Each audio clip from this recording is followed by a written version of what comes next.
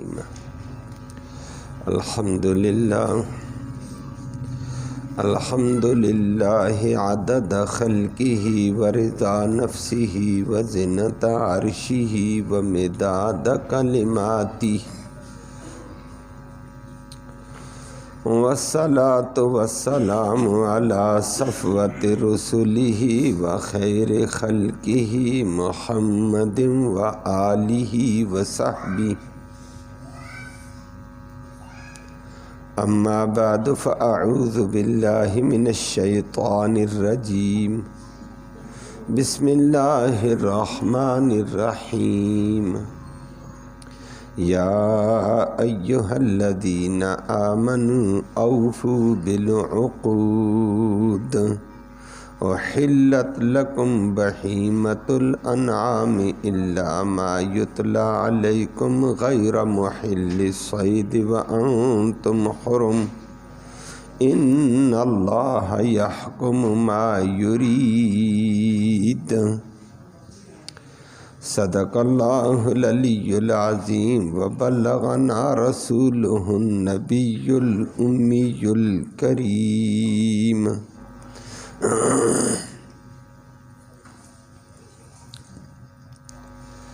قابل صد تکریم معزز سامعین کرام، سورۃ المائدہ ہے۔ مائدہ کا لفظی معنی اور نام رکھنے کی وجہ کل آپ نے سماعت کی تھی، اور دوسری بات بھی آپ نے کل سماعت کر لی تھی کہ ما قبل میں اللہ نے فرما دیا ایاک نعبد و ایاک نستعین، ہم اللہ تیری ہی عبادت کرتے ہیں، تجھ ہی سے مدد مانگتے ہیں۔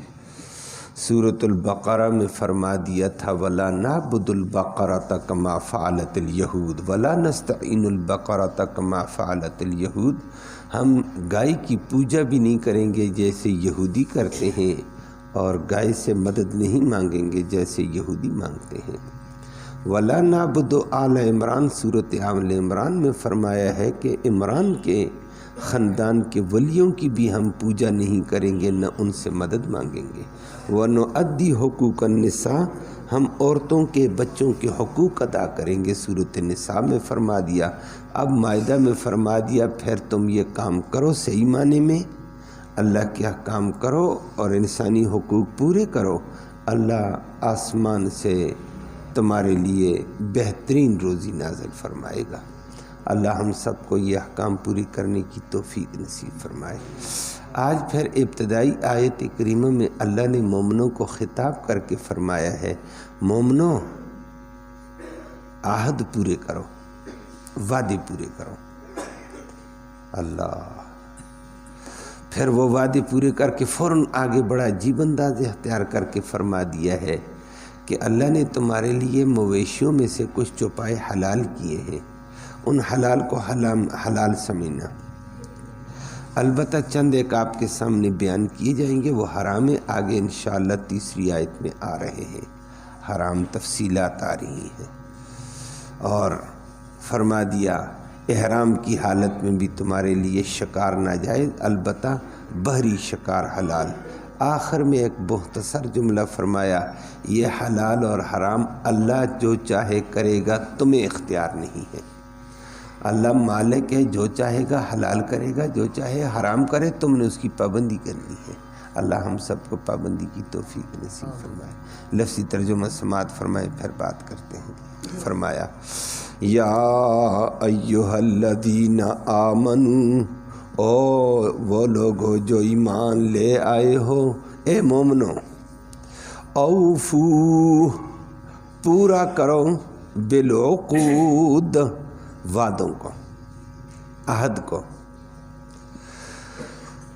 احلت حلال کیے گئے لکم تمہارے لیے بہیمہ مویشیوں میں سے الانعام چوپائے، الا مگر ہاں چند مویشی حلال نہیں ہیں، ما وہ یتلا جو پڑھے جائیں گے علیکم تمہارے اوپر، ابھی پڑھے جائیں گے انشاءاللہ 2-4 دن کے درس میں تیسری آیت میں پڑھے جائیں گے، وہ حلال نہیں ہیں، غیر اس کے علاوہ محل الصید اور نہ حلال سمجھنا شکار کو، اور وہ بھی بھر کے شکار کو۔ وَأَنْتُمْ حُرُمْ، جب تم ہو احرام کی حالت میں۔ ان اللہ، بے شک اللہ رب العالمین، یحکم، وہ فیصلہ کرتا ہے، حکم دیتا ہے، ما یرید، جو چاہتا ہے۔ وہ مالک ہے، وہ خالق ہے، جو چاہے حکم دے سکتا ہے۔ سورۃ مائدہ ہے نبی کریم صلی اللہ علیہ وسلم کی زندگی کے آخری ایام میں نازل ہونے والی صورت ہے۔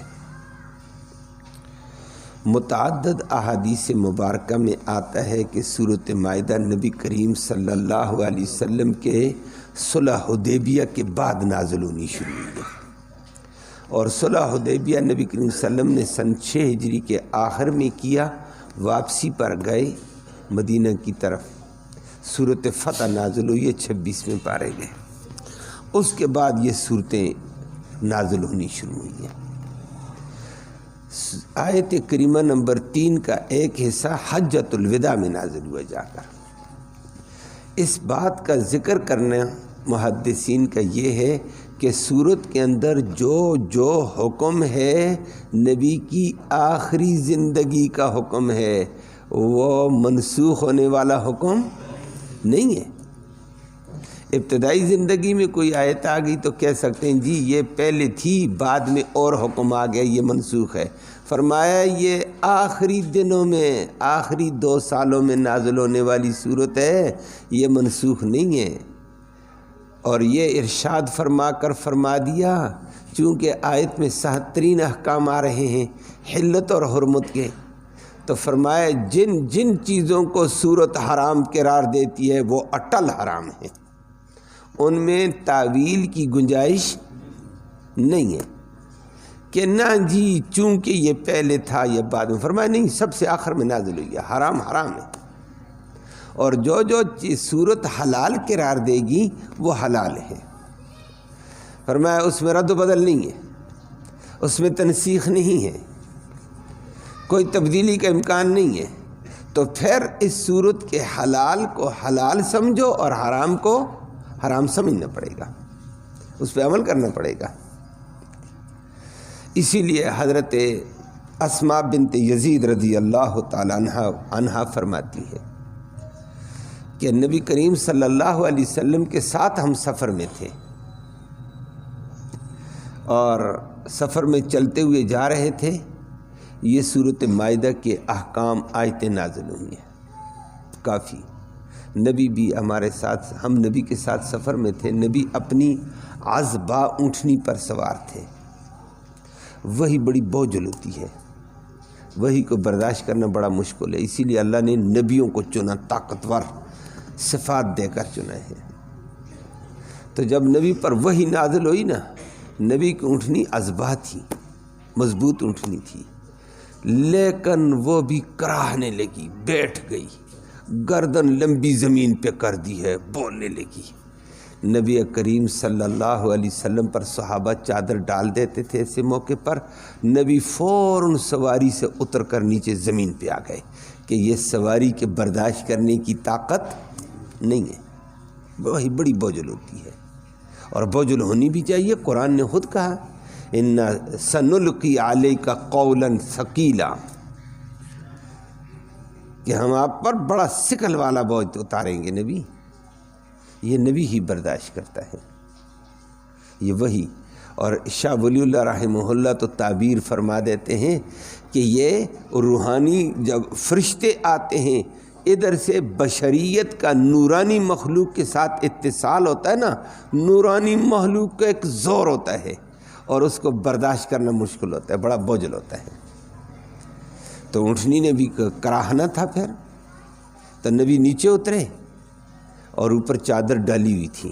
جب وہی مکمل ہوگی، نبی کو وہی سنا دی ساری کافی آیتیں، تو نبی صلی اللہ علیہ وسلم نے چادر ہٹائی، سردی کا موسم، نبی کے پسینہ پسینہ تھا، اور نبی کی پیشانی سے پسینہ ایسے نکلتا ہے جیسے موتی چمکتے ہیں، اور نبی نے پسینہ صاف کیا اور فرمایا میرے اوپر اللہ نے سورۃ مائدہ کی یہ آیتیں اتار دیں اور اس میں فلاں فلاں چیز کو حرام قرار دے دیا، فلاں فلاں حلال ہو گئی ہیں، فلہذا فاحلوا حلالہ وحرموا حرامہ، اس کے حلال کو حلال سمجھو اور حرام کو حرام سمجھنے ہیں۔ تو نبی کریم صلی اللہ علیہ وسلم نے اس صورت کے اندر وہ احکام نازل فرمائے ہیں، وہ آپ کے سامنے تفصیل سے آئیں گے، لیکن آج کل ہم ان میں تعویلیں شروع کر دیتے ہیں۔ اللہ ہمیں ان تعویلوں سے بچائے۔ بنی اسرائیل نے تعویلیں کری ہیں، حرام کو حلال بنانے کی کوشش کی، وہ برباد ہوئے ہیں۔ مسلمان بھی آج کل کبھی کبھی ایسے نظر آتے ہیں، بھئی حلال حرام حرام ہے، بس ٹھیک ہے، حلال حلال ہے، حلال کو استعمال کرو، حرام کو بعد آ جاؤ۔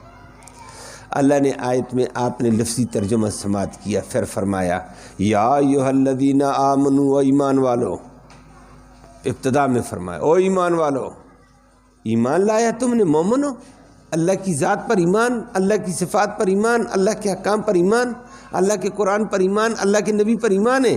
پھر اوفو بالعقود، وعدے پورے کرو، عہد پورا کرو۔ عہد کیا چیز ہوتی ہے؟ عہد وہ ایک پکا مضبوط پکا اور مضبوط کسی کے ساتھ لے اور دے کا معاملہ طے کیا جاتا ہے، اس کو عہد کہتے ہیں۔ اب عہد کیا کیا ہے؟ ایک عہد بندے کا اپنے رب کے ساتھ ہے، اور وہ عہد کیا ہے؟ اللہ کہ عالم ارواح میں اللہ رب العالمین نے تمام روحوں کو جمع کیا تھا، اور سب روحوں کو جمع کر کے ان سے کہا تھا او روحو، تمہیں آج میں نے یہاں پیدا کیا، میں تمہیں دنیا میں بھیجوں گا، یہ بتاؤ الست بربکم، میں تمہارا پالن ہار ہوں، پالنے والا میں ہوں، ضرورتیں پوری کرنے والا میں ہوں، ضرورتوں کو جان کر ضرورتوں کو تم تک پہنچانے والا میں ہوں۔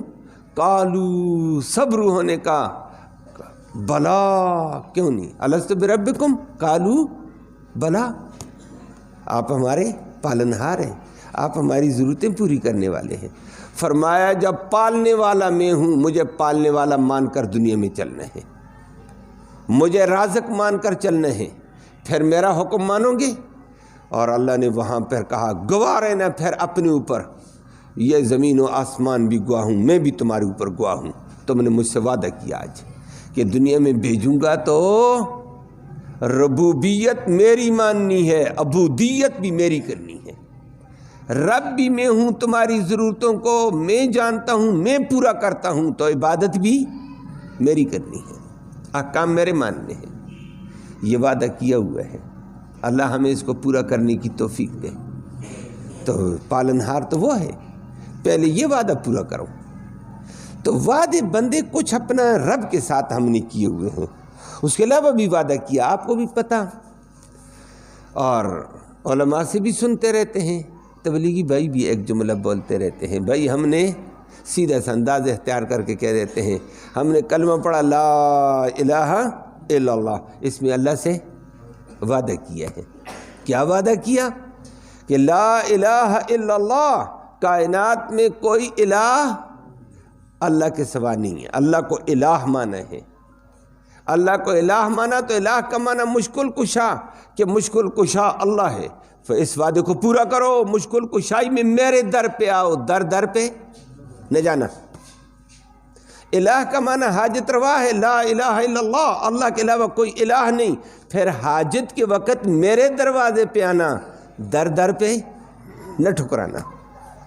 الہ کا معنی نفع دینے والا، نقصان دینے والا، پھر مجھے نفع نقصان دینے کا مالک سمجھو، اور جو نفع دیتا ہے، جو نقصان دیتا ہے، جو حاجت روائی کرتا ہے، جو مشکل کشائی کرتا ہے، پھر عبادت بھی اسی کی، سجدہ بھی اسی کو، ہاتھ پھیلانے بھی اس کے۔ یہ وعدہ پورا کرو نا، یہ اللہ سے لا الہ الا اللہ پڑھ کر تم نے وعدہ کر لیا ہے کہ میں اللہ کو الہ مانتا ہوں، وہ میرا الہ ہے، میں عبادت اسی کی کروں گا، اطاعت اس کی کروں گا، سجدہ اس کو کروں گا، سوال اس کے سامنے رکھوں گا، مشکل کشائی اس کے سامنے، حاجت روائی اس کے سامنے. یہ وعدے پورے کرو.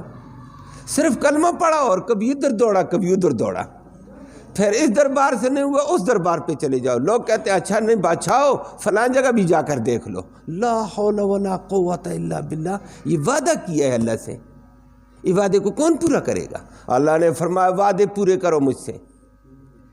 اور یہ ایک وعدہ ہم نے اللہ سے کیا. کچھ وعدے اپنے سے کیے ہوتے ہیں، اپنی ذات سے بھی، اور بہت سارے وعدے اپنی ذات سے کرتے رہتے. مشکل آئی نا، کہتے ہیں اللہ نے اگر میری یہ مشکل حل کر دی میں 5 وقت کی نماز کا پابند ہو جاؤں گا.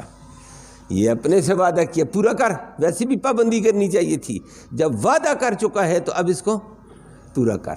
اور بہت سارے معاہدے میں کہتے ہیں او جی مجھے یہ کام لگ گیا، میں یہ کروں گا غریبوں کے ساتھ. دل میں کہتا ہے میں یہ کروں گا مدرسوں کے ساتھ، میں یہ کروں گا مسجد کے ساتھ، میں یہ کروں گا رشتہ. یہ وعدے پورے کرو. اپنے سے وعدے کیے ہیں. بیماری میں ہوتے ہیں، کہتے ہیں اللہ مجھے اگر صحت دے دے تو میں اس کے بعد انسانی خدمت کروں گا، یہ دین کے مطابق چلوں گا، کوئی غلطی نہیں کروں گا، کوئی حرام نہیں کروں گا. فرمایا یہ وعدے پورے کرو جو اپنے آپ سے کرتے ہو. یہ بندہ اپنے آپ سے بے شمار وعدے کرتا رہتا ہے. اس میں فرمایا یہ وعدے بھی ہیں. اور تیسرا وعدہ بندوں سے دوسروں سے کرتے ہیں، نہ اللہ سے نہ اپنے سے. کس سے؟ دوسروں سے. دوسروں کے لیے وعدہ بننے کے لیے کم از کم 2 فریق، 2 انسانوں کو ہونا ضروری ہے. امام انقلاب مولانا عبید اللہ سندھی نے فرمایا معاہدہ ہوتا ہے قانون سازی کے لیے، کہ قانون کی ہم نے پابندی کرنی ہے، اور قانون ہوتا ہے فرد کے لیے نہیں. فرد تو اکیلا ہوتا ہے، یہ کیا کرے گا؟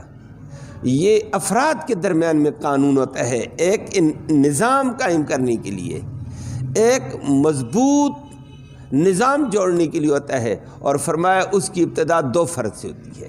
ابتدا اور 2 فرد میں یہی قانون آتا ہے. اللہ اکبر. فرمایا میاں بیوی کا نکاح ہوا نا، اس نے بھی وہاں بھی وعدہ کر دیا میں شریعت کے مطابق اس فلاں کو قبول کرتا ہوں، شریعت کے مطابق قبول کرتا ہوں. تو وہ بھی کہتی ہے میں شریعت کے مطابق اس نکاح کو قبول کرتی ہوں. تو شریعت کے مطابق دونوں کو پابندی کر کے ایک دوسرے کے حقوق ادا کرو. یہ وعدہ ہو چکا ہے، شریعت کے ضابطے کے مطابق ہے. وہ اس کے وہ حقوق پورے کرے، یہ اس کے حقوق پورے کرے، وہ اس کی خدمت کرے، یہ اس کی خدمت کرے. ایک شریعت کے دائرے میں چلتے ہوئے حلال طریقوں سے آگے بڑھیں. فرمایا یہ پہلا معاہدہ ہوا سوسائٹی کا، پہلا 2 فردوں کا آپس میں. پھر آگے معاشرہ بنتا چلا جائے، پھر قبائل کے اندر ہوتا ہے، پھر 2 جماعتوں کے اندر معاہدہ ہوتا ہے، پھر 2 پارٹیوں کے اندر ہوتا ہے، پھر ریاست کے اندر ہوتا ہے، پھر ریاست کا ریاست کے ساتھ معاہدے ہوتے ہیں. ایک وسیع نظام مربوط قانون بنتا ہے. فرمایا جو وعدہ کرتے ہو جس سے اس کو پورا کرو. چاہے بندے سے کیا، چاہے پارٹی نے پارٹی سے کیا ہے، چاہے مملکت نے مملکت کے ساتھ کیا ہے، وعدہ پورا کرنا پڑے گا. وعدے کی بے وفائی جائز نہیں ہے. اللہ ہم سب کو بچائے. اور وہ نبی کریم صلی اللہ علیہ وسلم نے فرمایا وعدہ کر کے نا نبھاتا نہیں ہے، دھوکہ دیتا. کہتا وہ ویسے میں نے ٹرکانے کے لیے کیا تھا. آج کل ایسے کہہ دیتے ہیں وہ تو میں نے ٹالنے کے لیے کہہ دیا تھا. اچھا ٹالنے کے لیے کیا. نبی کریم صلی اللہ علیہ وسلم نے فرمایا اسی کو فرمایا یہ منافق کی علامت ہے. اذا عاہد غدر، جب یہ وعدے کرتا ہے غداری کرتا ہے، دھوکہ دے دیتا ہے. کہتا میں نے ویسے ہی کیا تھا، وہ تو ویسے کہہ دیا تھا. دھوکہ نچلی سطح سے لے کر، وہ میں نے ابھی ذکر کیا ہے 2 فریق اگر میاں بیوی، وہاں بھی وعدہ کر گیا تھا کہ میں یہ دوں گا، بعد میں دیتا نہیں ہے، غداری کرتا ہے. اور 2 پارٹیوں کے درمیان میں غداری، 2 ملکوں کے درمیان میں غداری، معاملات اور قانون میں غداری. فرمایا جہاں بھی ہوگا معاملات میں لین دین میں پکا وعدے کو پورا کرو. اگر نہیں کرتے ہو تو یہ غداری ہے. اور غداری کے لیے نبی کریم صلی اللہ علیہ وسلم نے فرمایا کہ یہ منافق کی علامت ہے، یہ اسلام کی علامت نہیں ہے. اذا عہد غدر واذا وعد اخلف، وعدے کرتا ہے خلاف ورزی کرتا ہے، جب عہد کرتا ہے اس کی غداری، دھوکے دیتا ہے. اور دھوکے والے کے لیے نبی کریم صلی اللہ علیہ وسلم نے فرما دیا ہے ان لکل غادر لواء یوم القیامت قدر غدرہ ویرکض فی استہ. اللہ اکبر. نبی کریم صلی اللہ علیہ وسلم نے فرمایا قیامت کے دن ہر غدار کا ایک غدر کا جھنڈا ہوگا۔ غدار کے لیے اس نے جو غدر کیا، دھوکہ کیا نا، ایک جھنڈا ہوگا، اور جھنڈا بھی پھر دوسری حدیث میں فرمایا قدر غدری ہی، اس کے غدر کے برابر۔ چھوٹا دھوکہ کیا چھوٹا جھنڈا، بڑا غداری کی ہے بڑا جھنڈا، اور ہوگا بھی کہاں؟ یرکض فی استہ، اس کی دبر میں ڈالا ہوا ہوگا، اور دبر میں ڈالا ہوا ادھر سے آ رہا ہوگا، لوگ کہیں گے یعرف بہ، اس جھنڈے کی وجہ سے اس کو پہچانا جائے گا، او بڑا غدار آ گیا، وہ چھوٹا غدار آ گیا، وہ فلانا غدار آ گیا۔ اللہ ہم سب کو محفوظ فرمائے۔ یہ اللہ کے نبی نے بتایا، ہمارے نبی کے نے کیا بتایا، اور آج ہمارا حال کیا ہے، ہم کہاں پہنچے ہوئے ہیں۔ اور فرمایا دوسری حدیث میں فرمایا الا ان لکل قادر لواء، ہر غادر کے لیے جھنڈا ہوگا، قدر غدر ہی و عدد غدر ہی، جتنے دھوکے کی ہوں گے اتنی جھنڈے ہوں گے۔ کسی نے ایک دھوکہ کیا تو ایک جھنڈا، کسی نے دو دھوکے کیے دو جھنڈے، کسی کا کام ہی یہی ہے دھوکے کرنا۔ اور اللہ اکبر، پھر حدیث میں نبی کریم صلی اللہ علیہ وسلم نے، مسلم شریف کی روایت میں آتا ہے وَإِنَّ آدَمَ الْغَدْرِ امیر عامہ، سب سے بڑا غدار صدر مملکت ہوتا ہے، بڑا جھنڈا اس کو ہوگا۔ کیوں؟ دو پارٹیوں نے دھوکہ کیا تو محدود ہے، دو بندوں کا دھوکہ ہوا محدود ہے، چھوٹا غدر ہے۔ صدر مملکت اور وزیر اعظم وعدہ کر کے دھوکہ دیتا ہے، پوری ریت کے ساتھ دھوکہ کر گیا ہے۔ فرمایا بڑا جھنڈا ہوگا اس کا، اللہ اکبر۔ اور وہاں قیامت کے دن آئے گا، یہ غدار آ گئے ہیں جی، پہچانے جائیں گے، اللہ معاف فرمائے۔ اور ادھر کیا کہتے ہیں چوڑے ہو کر، دین کا پتہ ہی نہیں ہے، ویسے دین کے والے بھی بن کر آ جاتے ہیں، اور جی ہم بھی قرآن مانتے ہیں، ہم بھی مسلمان بھائی ہیں آپ کے، صرف ہمیں اس وقت ووٹ دے دو، بعد میں پتہ ہی نہیں ہے دین ہے کیا، اس کو نہیں ہے۔ اور جب دھوکہ کرتے ہیں یہ کیا ہے، او بزرگو یہ تو سیاست ہے، یہ سیاست میں ایسے ہوتا رہتا ہے، لا حول ولا قوت الا باللہ۔ سیاست کا لفظ وہاں استعمال کیا جبکہ سیاست کا لفظ انبیاء کا پیشہ ہے۔ اور وہ حدیث میں آتا ہے نبی کریم صلی اللہ علیہ وسلم نے فرمایا کانت الانبیاء بنی اسرائیل تسوسہم، انبیاء علیہ الصلوۃ والسلام بنی اسرائیل کے سارے سیاست کرتے تھے، اور فرمایا سب سے بڑی سیاست کے لیے اللہ نے محمد کریم صلی اللہ علیہ وسلم کو بھیجا ہے۔ ایسا نظم قائم کر کے رکھا، دنیا رش کرتی تھی۔ اور یہ اس لفظ کو آج ہم نے سیاست کا نہ معنی سمجھا ان بیچاروں نے۔ جھوٹ بولو سیاست، دھوکہ کرو سیاست، غداری کرو سیاست، اور جو جب بڑا چکر باز ہے بڑا سیاست دان ہے، لا حول ولا قوت۔ سیاست اس کا معنی نہیں ہے، اور لوگ بھی اس کو کوئی کہتے ہیں جی دھوکہ کر کے یہ سیاست ہے جی، او جی بڑا شاطر ہے جی، بڑا چلاک ہے جی، نہیں نہیں یہ کوئی چلاکی کوئی شاطر پنا نہیں ہے، یہ قیامت کا مجرم ہے، اللہ ہمیں معاف فرمائے۔ یہ کیا چلاکی، اپنے آپ کو برباد کر دیا۔ نبی نے فرمایا القیس من دان نفسہ وعمل لما بعد الموت، سمجھدار اور چالاک وہ ہے جو اپنے نفس کو دین کے تابع رکھے، اپنے نفس کو دین کے تابع، دین کو اپنے تابع نہیں، اپنے آپ کو دین کے تابع چلائے نہ، بھائی دین کے خلاف میں نے نہیں کرنا ہے، یہ سمجھدار ہے جو اپنے آپ کو بچا کر چلتا ہے۔ وعمل لما بعد الموت، اور موت کے بعد کے لیے عمل کر کے جاتا ہے، میں وہاں سرخرو ہو جاؤں۔ اور جو ادھر چار پیسے چار عہدہ مل گیا اور ادھر برباد کر گیا، یہ چلاک نہیں ہے، یہ برباد ہے۔ اللہ ہم سب کو ہدایت نصیب فرمائے۔ اللہ نے فرمایا اوفو بالعقود، وعدے پورے کرو، اللہ سے بھی وعدے پورے کرو، اپنے سے وعدہ کیا پورا کرو، بندوں کے ساتھ بندوں کے وعدے ہوئے ہیں، چاہے دو بندوں کے ہوئے، چاہے دو جماعتوں کے، دو پارٹیوں کے، دو مملکت کے وعدے سارے پورے کرو۔ اور ان وعدوں میں پھر فرما دیا تم نے وعدہ کیا ہے کیا، کہ میرا رب اللہ ہے، اللہ جو مجھے حلال کا کہے گا میں نے حلال ماننا ہے، جو حرام کا کہے گا میں نے، تو فرمایا آگے اسی لیے فرمایا احلت لکم بہیمۃ الانعام، تمہارے لیے اللہ رب العالمین نے مویشیوں میں سے چوپاؤں میں سے کچھ حلال کیے، ہاں الا ما یتلا علیکم، چند ایک تمہیں ابھی پڑھ کر سنائے جائیں گے، وہ حلال نہیں، ان کو بچنا، حلال کو حلال سمجھنا، حرام کو حرام سمجھنا۔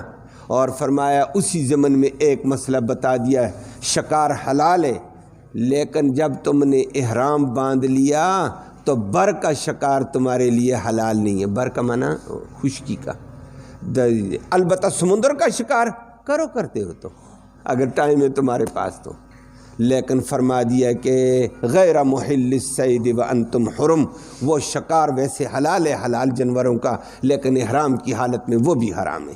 جب تم احرام میں ہوں گے بر کا شکار حرام ہے، البتہ بحر کا شکار حلال ہوتا ہے۔ بر کے اندر شکار محرم آدمی کر بھی نہیں سکتا، اشارہ بھی نہیں کر سکتا، شکاری کے ساتھ تعاون بھی نہیں کر سکتا، اس کو بتا بھی نہیں سکتا، شکار پکڑا ہوا ہو ذبح بھی نہیں کر سکتا، ذبح بھی کرے گا حرام ہو جائے گا۔ او جی پکڑ کر اس نے لائے، میں نے ذبح کیا، مردار ہو رہا تھا، تو کیوں ذبح کرتا تھا؟ تیرے لیے تو حلال نہیں ہے، ختم۔ وہ تفصیلات حدیث میں فرمایا، آخر میں فرمایا ان اللہ یحکم ما یرید، اللہ جو چاہے فیصلہ سنا سکتا ہے، مالک وہ ہے کائنات کا، اور جو وہ فیصلہ سناتا ہے نا وہ حکیمانہ سناتا ہے۔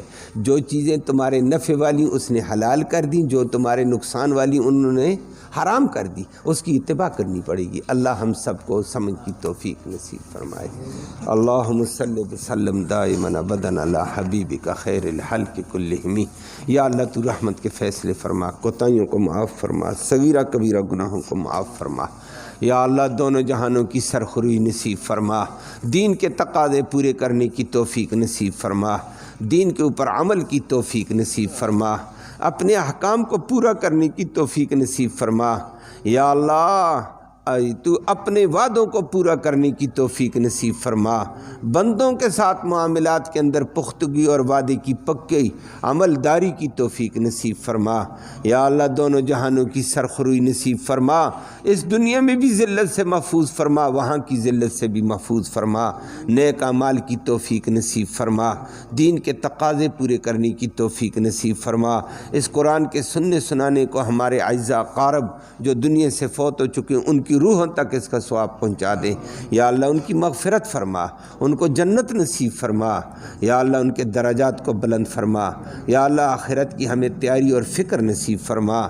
یا اللہ فلسطین کے مجاہدین کو غلبہ اور قوت عطا فرما دے۔ یا اللہ اسلام کو غلبہ اور قوت عطا فرما، ان کے مقابلے میں یہود اور ہنود اور صہیونی طاقتیں جو جمع ہیں یا اللہ ان کی جمعیت کو پارا پارا کر دے۔ یا اللہ ان کے اتحاد کا شرادہ بکھیر دے۔ یا اللہ ان کے غرور و تکبر کو خاک میں ملا۔ یا اللہ اسلام اور اہل اسلام کو ان کے مقابلے میں غلبہ اور قوت عطا فرما۔ یا اللہ یہود کے جو گندے عزائم ہیں کہ ہم صرف فلسطین نہیں، ہم خیبر تک جائیں گے، ہم مدینے تک جائیں گے، یا اللہ ان کو ذلیل و خوار فرما دیں، ان کے منصوبوں کو ناکام فرما دیں۔ مسلمانوں کو آپس میں ہمدرد ایک دوسرے کے ساتھ معاون بننے کی توفیق نصیب فرما، مسلمانوں کو مسلمان کے ساتھ وفاداری کی توفیق نصیب فرما۔ یا اللہ ہم سب کو دین کے تقاضے پورے کرنے کی توفیق نصیب فرما، مرتے وقت کلمہ ایمان نصیب فرما، آخرت میں اس قرآن کی نبی کریم صلی اللہ علیہ وسلم کی شفاعت نصیب فرما۔ صلی اللہ تعالی علیہ وسلم۔